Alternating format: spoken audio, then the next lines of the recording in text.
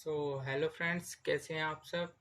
मेरा नाम अर्पित है और आज हम स्टार्ट करेंगे हिस्ट्री के वैसे 3 पार्ट होते हैं, पर आज हम स्टार्ट कर रहे हैं एंशिएंट हिस्ट्री और modern history and medieval history. वो हम आगे पढ़ेंगे एंशिएंट हिस्ट्री ख़त्म होने के बाद।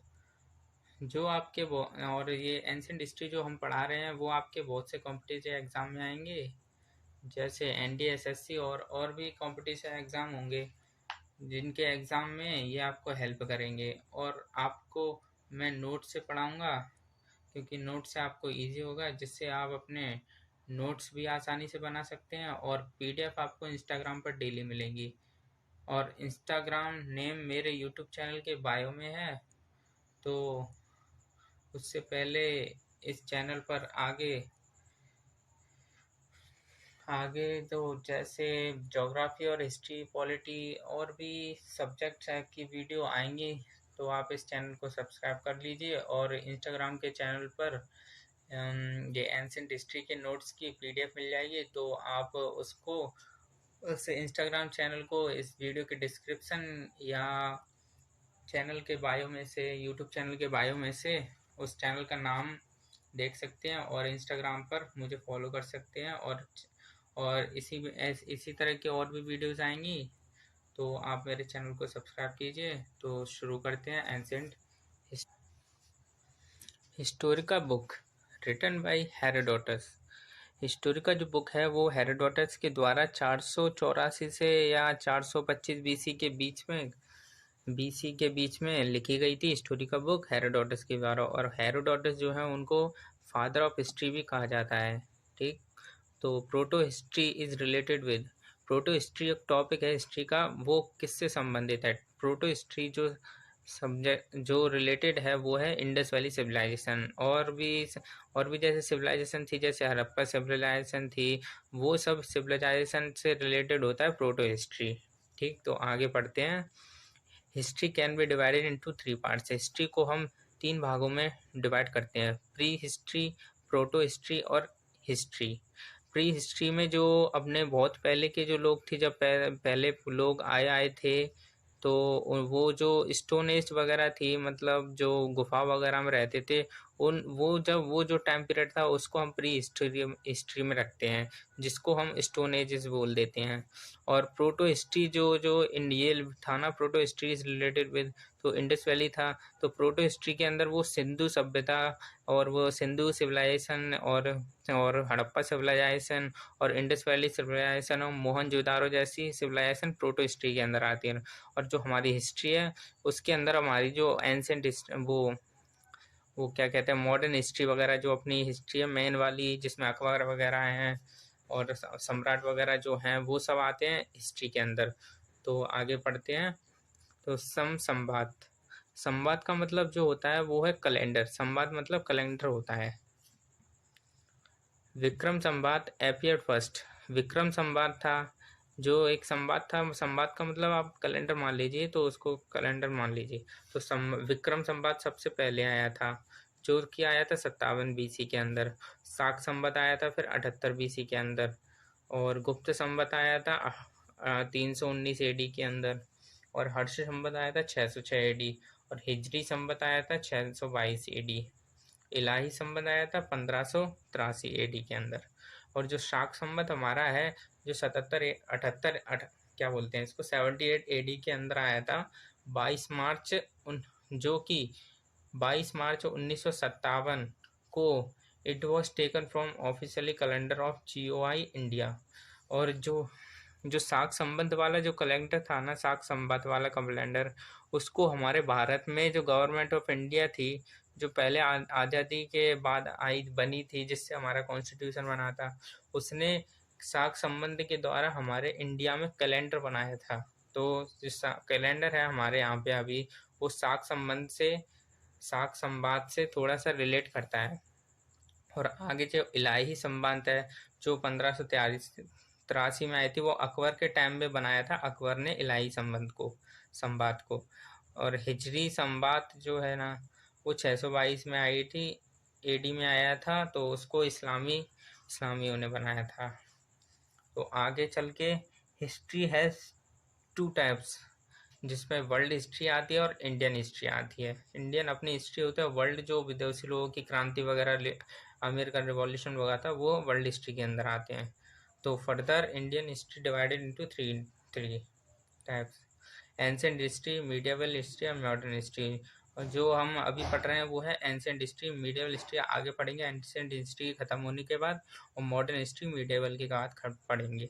तो एंशिएंट हिस्ट्री के अंदर आते हैं लिटरेरी सोर्स और आर्कोलॉजिकल सोर्सेज। आर्कोलॉजिकल सोर्स मतलब वो होते हैं जो कि पुरातात्विक होते हैं, मतलब जो कि शिलालेख वगैरह होते हैं, और भी टाइप के होते हैं, जैसे जैसे वो हमारे गुफा वगैरह में जो चित्रकारी होती है ना, उनको पुरातात्विक सोर्स पर मान सकते हैं। और जो हमें सिक्के वगैरह मिलते हैं और जो हमें पुरानी पुरानी मूर्तियां वगैरह मिलती हैं, वो आर्कियोलॉजिकल सोर्स के अंदर आते हैं। इंस्क्रिप्शन माने होता है हमारा शिलालेख, मतलब जो पत्थरों पर जो मूर्तिकारी या चित्रकारी की गई है उनको इंस्क्रिप्शन कहते हैं। ठीक है।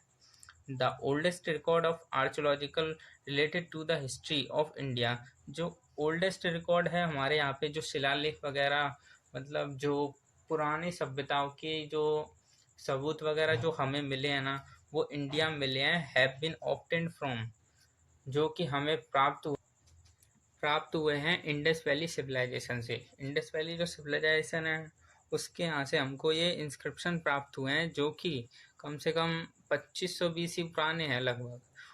तो हेडिंग पढ़ लेते हैं थोड़ा, ये इम्पोर्टेंट रहती है।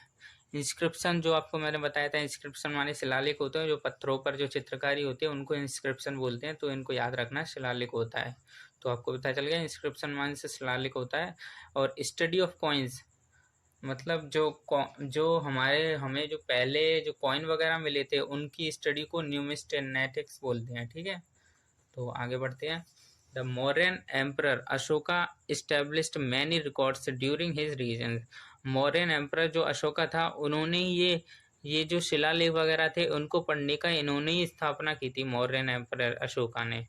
And the British archaeological James Prinsep first decoded Ashoka inscriptions in 1837। और ब्रिटिश आर्कियोलॉजिकल जेम्स प्रिंसेप थे ना, उन्होंने पहली बार डिकोड किया था अशोका इंस्क्रिप्शन इन 1837 में। इन्होंने अशोका के इंस्क्रिप्शन को 1837 में प्राप्त किया था। The inscriptions from Boghazkoi in West Asia और Asia Minor dates back to around 1400 BC। और इंस्क्रिप्शन जो हमें बेंजॉइक वेस्ट एशिया के एशिया माइनर से प्राप्त हुए थे वो कम से कम 1400 BC पुराने थे। These inscription refer to the Vedic deities.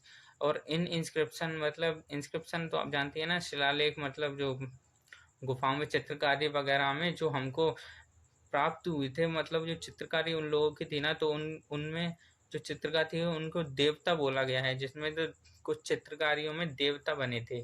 और उन देवताओं में जैसे थे इंद्र, मित्र, वरुणा एंड नसत्या।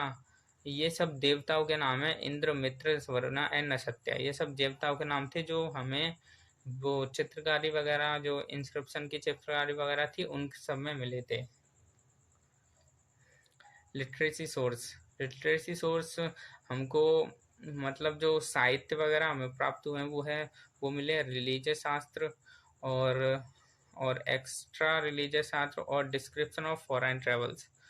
तो इस रिलीजियस शास्त्र के अंदर जो आते हैं ना, वैदिक, बौद्ध और जैन धर्म के जो शास्त्र वगैरह हैं वो आते हैं। और एक्स्ट्रा रिलीजियस में आते हैं विज्ञान, गणित, दर्शन शास्त्र और व्याकरण और राजनीतिक शास्त्र वगैरह।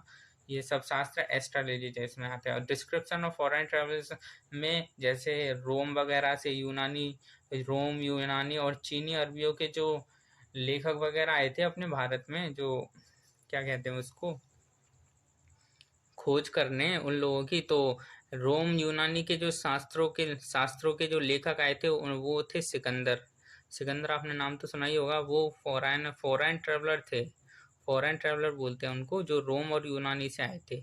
और चीनी ट्रेवलर जो थे, चीनी के लेखक थे फाहमान और हेवेंगसांग। जो चीनी शास्त्रों के लेखक थे वो आए थे हमारे भारत में। और अरबी शास्त्र के लेखक थे अल मसूदी। ठीक। तो अब पहला पढ़ते हैं हम रिलीजियस लिटरेचर। तो पहला पढ़ते हैं literature related to Hinduism. Religious literatures में हिंदुइज्म में आता है सबसे पहले। तो हिंदुइज्म में पढ़ेंगे, Hinduism is one of the oldest religious in the world. Hinduism को सबसे पुराना रिलीजियस धर्म रिलीजन में धर्म माना जाता है दुनिया का। Many text books epics have composed in Hinduism. बहुत से ग्रंथ और पुस्तकें वगैरह जो है ना वो हिंदुइज्म में ही छपी गई हैं या पाई गई हैं। Among them the major works are in Vedas, Vedanga and Upanishad, memories, Puranas and Ramayana and अधिक। और महाभारत जैसे बहुत से महाकाव्य हमको बहुत से काम मिले गए हैं, मतलब पाए गए हैं ये सब। तो वेदास वगैरह और जो वेदास हैं, वेदराय और वेदांग अरण्या वगैरह हम कल पढ़ेंगे। तो कल वीडियो आ जाएगी, उसमें पढ़ेंगे। तो ठीक है, कल मिलते हैं फिर अगली वीडियो में, और आगे हम कंटिन्यू अगली वीडियो में करेंगे। तो बाय। और चैनल को सब्सक्राइब कर लेना, और आगे जो वीडियो आएंगे उनके लिए और नोट्स आपको इंस्टाग्राम पर मिल जाएंगे, तो उसके लिए सब्सक्राइब कर लेना और नोट्स साथ ही साथ बनाते चलना। तो ठीक, ओके।